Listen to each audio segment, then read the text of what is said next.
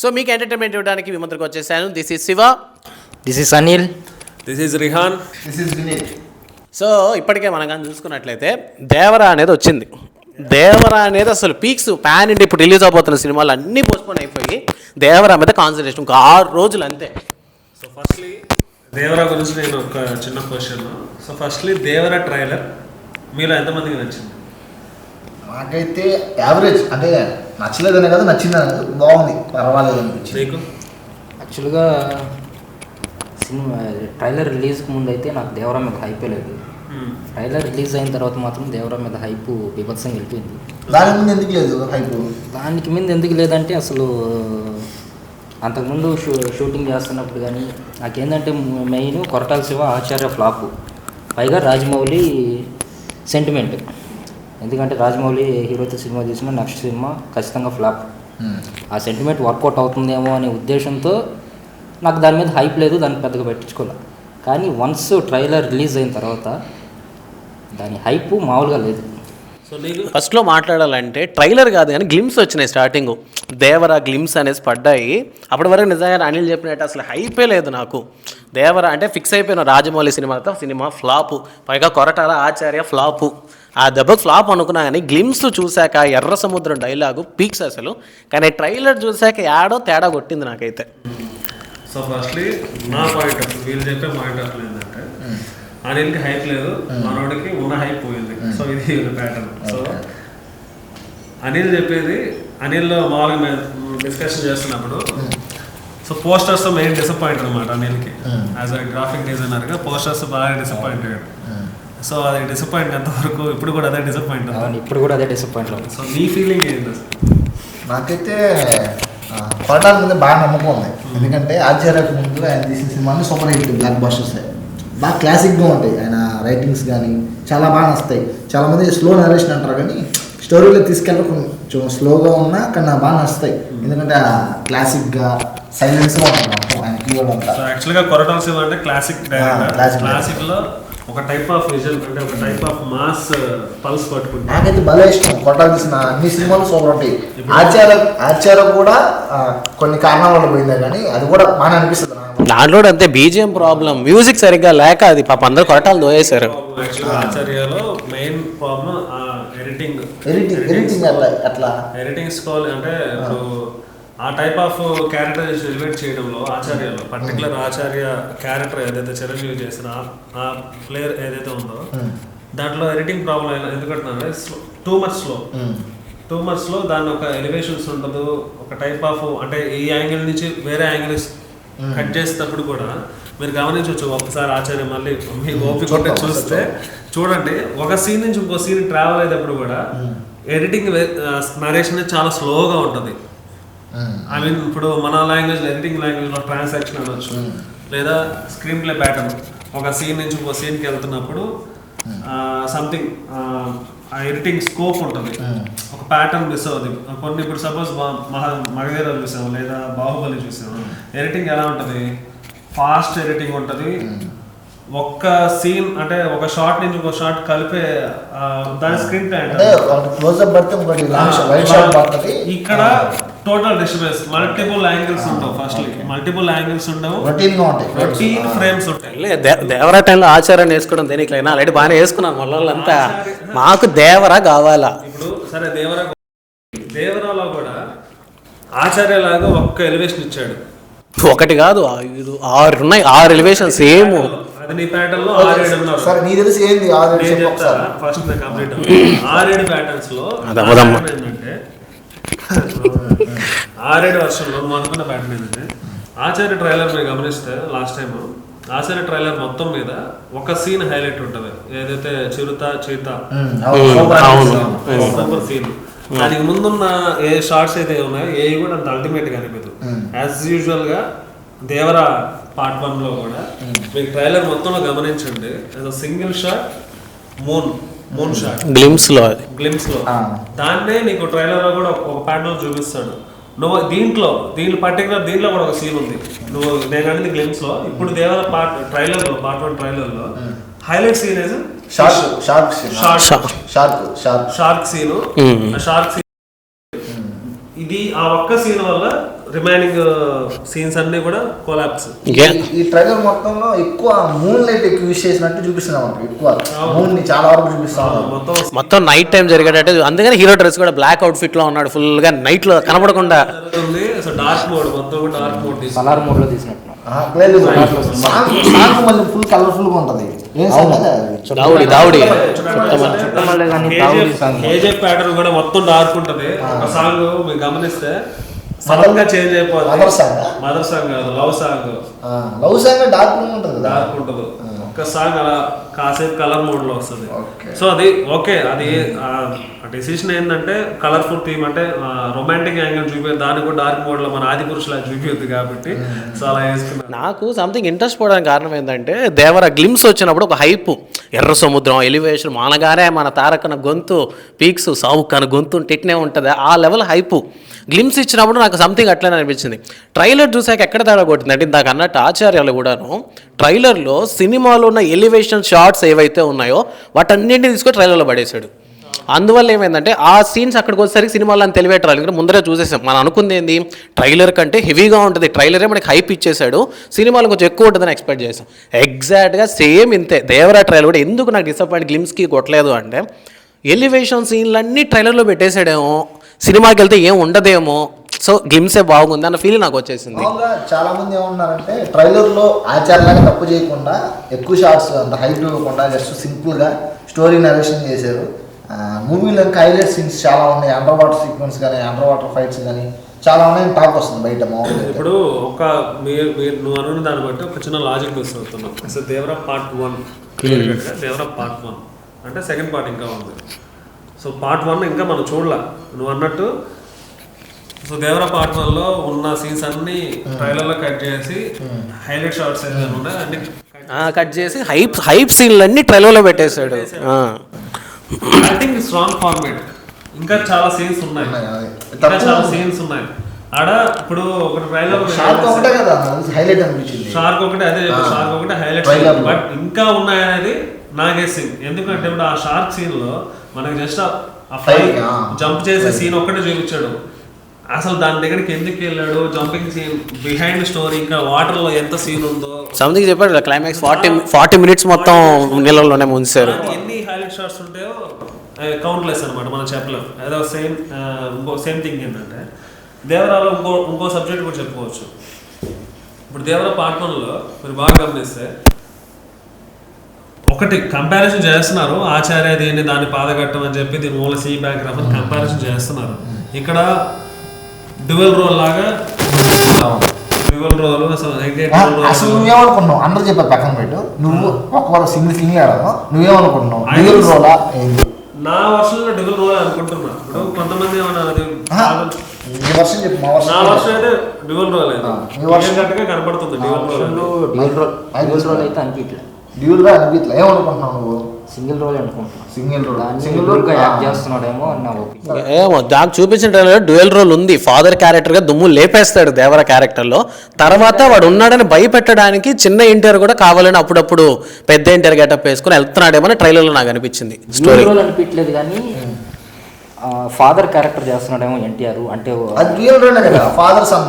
అంటే అది పార్ట్ 2లో చూపిస్తాడేమో ఆ క్యారెక్టర్. అంటే 60 years old man getup NTR చేస్తున్నాడని ఇన్సైడ్ టాక్. ఓకే అదైతే అయితే డ్యూయల్ రోల్ అయితే ఉంటది. Dual role confirm I think. Okay నేను అనుకుంటున్నా డ్యూయల్ రోల్ ఉంటది. కానీ లాస్ట్ లో ఒక ఎలివేషన్ చూపించారు, కత్తి పట్టుకొని పైన అదో కట్టన ఒకటి వేసుకోండి బ్లాక్ క్లాత్, దాంట్లో మళ్ళీ రీఎంట్రీ ఉంటదేమో అని ఉంది. మేబీ రాంగ్ అయి ఉండొచ్చు. అది సంజయ్ దత్ కూడా అంటున్నారు చాలా మంది. సంజయ్ దత్. సో నార్మల్గా కామన్ పాయింట్ అంటే కొరటాల శివ దానిలో కామన్గా ఉంటాయి కొన్ని.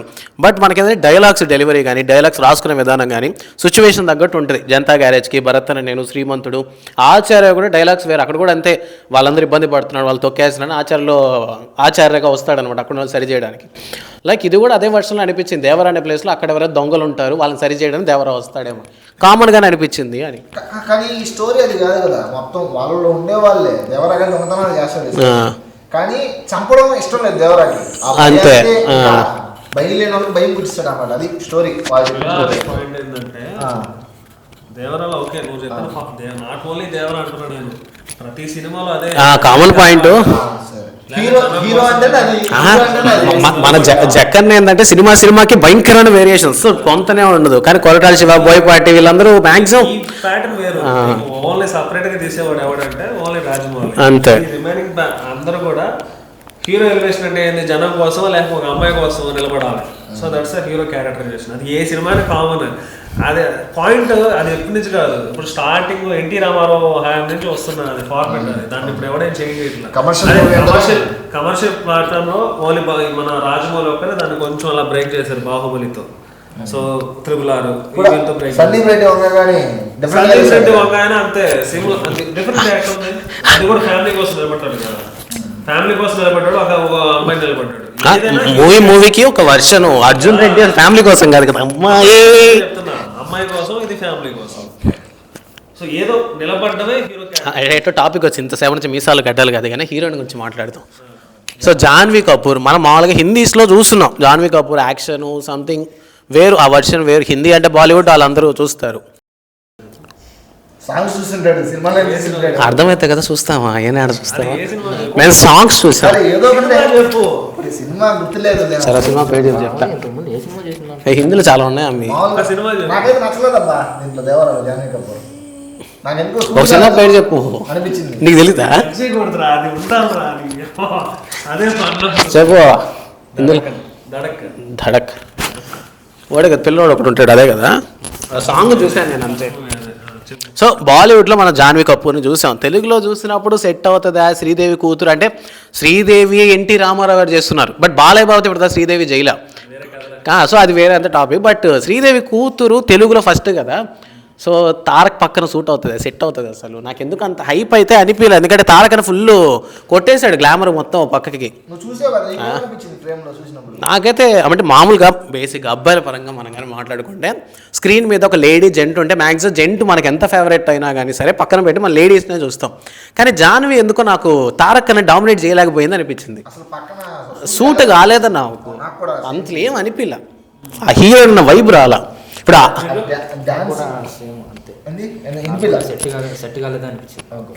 బేసిక్గా అసలు సాంగ్ చూసావా, దావూదీ సాంగ్.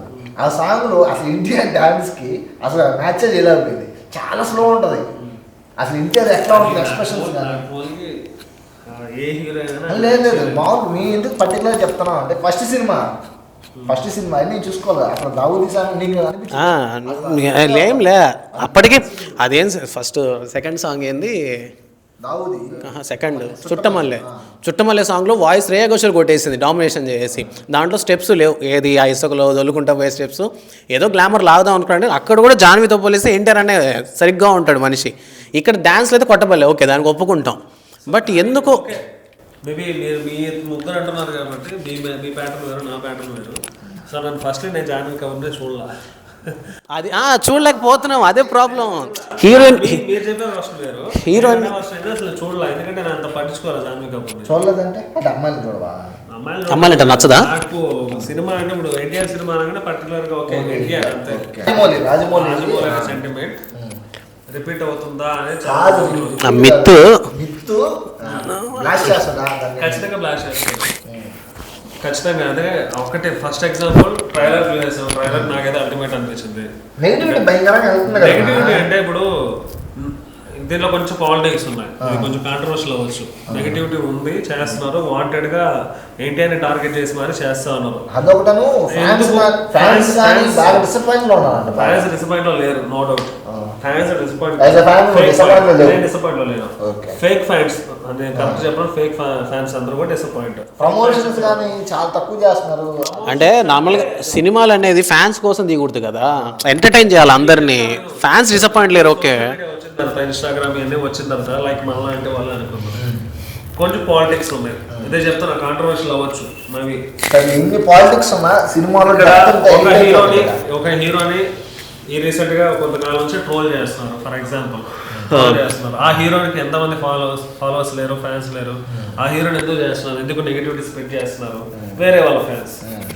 అదేనా నా పాయింట్. అలాగా సినిమా గురించి కాదు, ఫ్యాన్స్ నెగిటివిటీ. అంటే నేను ఒక ఫ్యాన్ నువ్వు ఒకరు ఫ్యాన్, నీ ఫ్యాన్స్ ని నాకు సోషల్ మీడియా ఉంది, నీ హీరోని నేను కొంచెం డౌన్ గ్రేడ్ చేయాలని చెప్పి నేను మీమ్స్ పెట్టడం, రీల్స్ పెట్టడం, నాలాంటి ఒక 100 మంది రెడీ అవుతారు. ఇది జరిగేది. మీకు కరెక్ట్ కన్వే ఉంది అనుకుంటున్నా. సో ఈ పాలిటిక్స్ అనమాట. ఫ్యాన్స్ అని చెప్పుకొని నేను ఎన్టీఆర్ ఫ్యాన్స్ నేను డిసప్పాయింట్లో ఉన్నాను అని చెప్తారు, బట్ వాడు ఎన్టీఆర్ ఫ్యాన్ కాదు. ఇది అదే చెప్తాను. ఇంకో హీరో కూడా సేమ్ ఇలాగే జరుగుతుంది. రీసెంట్ కాలంలో ఇప్పటికి ట్రోల్ అవుతున్నాడు ఆ హీరో. పాలిటిక్స్ లో ఇరుక్కుంది దేవరా సినిమా. కొంతమంది అది కూడా ప్లస్ ఖచ్చితంగా ఏంటంటే కంటెంట్ దేవరా సబ్జెక్ట్. ఇప్పుడు వాడు 2 పార్ట్స్ రాసుకున్నాడంటే కొంచెం కంటెంట్ ఉందని నేను భావిస్తున్నాను. ఇంకో విషయం ఏంటంటే అండర్ వాటర్ సీక్వెన్స్ అనేది ఇంత ఎక్కువ సీన్స్ ఏ సినిమాలో లేవు. అండర్ వాటర్ సీక్వెన్స్ తెలుగు సినిమాలో 1-2 షాట్లు, 1-2 ఇప్పుడు అండర్ వాటర్ లో ఫైట్ అంటే కొరటాల శివ కంటెంట్ అంటే కథ చాలా డెప్త్ ఉంటది. అది ఏ కథ తీసుకున్నా, ఇంక్లూడింగ్ నువ్వు అన్న ఆచార్య కథ తీసుకున్నా డెప్త్ కథే. తీసే విధానంలో ఫ్లాప్ అయింది తప్ప డెప్త్ కథ ఉంటది. స్క్రీన్ ప్లే పోయింది, కథ మాత్రం వెయిటేజ్ ఉంటది. జనతా గ్యారేజ్ అవ్వచ్చు, భరత నిర్ణయం అవ్వచ్చు, ఇంకోటి ఏ సినిమా బోర్ కొట్టదు, వెయిటేజ్ ఉంటది.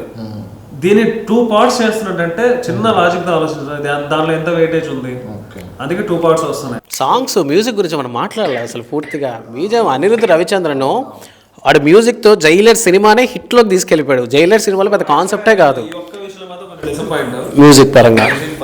అంటే బ్యాక్గ్రౌండ్ స్కోర్ ఓకే, సాంగ్స్ పరంగా టోటల్ చాలా బాగా నచ్చింది. అదే బ్యాక్గ్రౌండ్ ఓకే, అవును, బ్యాక్గ్రౌండ్ స్కోర్ ఓకే, ఏదైతే లిరిక్స్ ఉన్నాయో ఓవరాల్ ఆ సినిమా ఇచ్చిన బ్రూటల్ సీన్స్ కి, ఆ వైల్డ్, ఆ రక్తం సీన్లకి, ఆ బీజంలు పడితే తుంగని గూస్ బంప్స్ వస్తే వచ్చేస్తాయి. అదే అనిరుద్ధ్ మ్యూజిక్. డెఫినెట్ గా బ్యాక్గ్రౌండ్ అనిరుద్ధ్ తమన్ను కల్ట్ అన్నమాట. ఈ ట్రైలర్ చాలా దాచాడు అనిపిస్తుంది. మొత్తం సినిమాలో చాలా కానీ కొన్ని సినిమా మొత్తం రిలీజ్ చేస్తాయి ట్రైలర్ లోనే. హైప్ చేసి సినిమా హాల్ మొత్తం అటర్ ఫ్లాప్ అయిపోతుంది. సినిమా రిలీజ్ చేసి ఒక్క రాజమౌళి ఎవరు చేయరు. మ్యాక్సిమం ఇప్పుడు నందమూరి కళ్యాణ్ రామ్ దేవరా సినిమా తర్వాత జబ్బులు నింపుకోబోతున్నాడు. అయితే దేవరా సినిమాతో అది చాలా కాన్ఫిడెన్స్ ఉన్నాడు, అసలు మామూలుగా లేదు. అది అసలు ఎంత 400 కోట్ల బడ్జెట్ పెట్టింది. మీకు ఇంకోటి కూడా ఉంది, జయలలిత సార్ కూడా Kalyan Ram block buster. Kalyan Ram thoughts super ఉంటాయి. కళ్యాణ్ రామ్ అంత ఈజీగా అన్నాదమ్ములు కలిసి block buster. Kalyan Ram box office cinema flop అయినా దాంట్లో సబ్జెక్ట్ సూపర్ ఉంటది. అవును, హరే రాము, జై బాబా మంచి సినిమాలు అవి. సబ్జెక్ట్ ఎన్నుకోవడం డిఫరెంట్. మీకు నాకు తెలిసి ఎన్టీఆర్ కంటే కూడా మల్టిపుల్ వర్షన్లో ఆలోచించి కళ్యాణ్ రామ్. సో అది కూడా నువ్వన్న మిత్ ఓకే చాలు, ఇప్పటికే చాలా లెంత్ అయిపోవడం నాకు తెలిసి. మన వాళ్ళు ఇప్పటికే చేసామనుకుంటున్నాం మొత్తానికి. సో ఇది కంప్లీట్ దేవరా గురించి మా డిస్కషన్స్ మాత్రమే. దేవరా గురించి మీ డిస్కషన్స్ కూడా కామెంట్ లో చెప్పండి. At the same time Devara మూవీని థియేటర్ లో చూడండి. చెత్త రివ్యూస్ నమ్మద్దు, చెత్త రివ్యూస్ చూడొద్దు. దేవరా మీరు చూసి మీ రివ్యూ మీకు జెన్యూన్ గా ఇచ్చుకుంటే చాలు. సో ఇది ఓన్లీ నా ఒపీనియన్, నాది, ఆయన ఒపీనియన్ అనేది, ఎవరి ఒపీనియన్ వాళ్ళది. సో మీలో ఎవరికైనా మా నలుగురు ఎవరి క్యారెక్టర్ సింక్ అనిపిస్తే ఆ విషయం కామెంట్ సెక్షన్ లో చెప్పండి. సో లాస్ట్ ఒకటి ఏంటంటే Devara block buster, Devara block buster, Devara super hit, Koratala Shiva Devara super block buster, అలాగే ఎన్టీఆర్ కూడా బ్లాక్ బస్టర్ అవుతుంది. సో మీరు కూడా దేవరా బ్లాక్ బస్టర్ హిట్టా సూపర్ హిట్టా మీకేమనిపిస్తుందో మీ వర్షన్ లో కామెంట్ చేయండి. ఈ వీడియోకి నచ్చితే లైక్ చేయండి, షేర్ చేయండి, అలాగే సబ్స్క్రైబ్ చేసుకోండి. Thanks for watching.